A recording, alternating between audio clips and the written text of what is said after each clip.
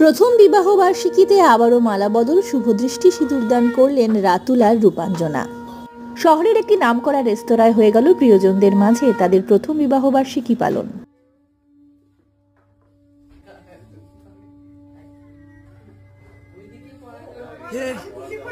हे प्रभु प्रेमानंदी ये क्या हुआ?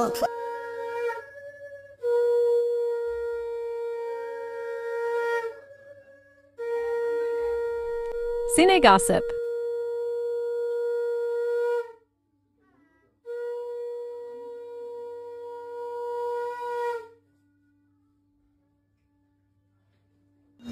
আমাদের তরফ থেকেও রইল রাতুল রূপাঞ্জনার জন্য অনেক শুভেচ্ছা, অনেক শুভকামনা।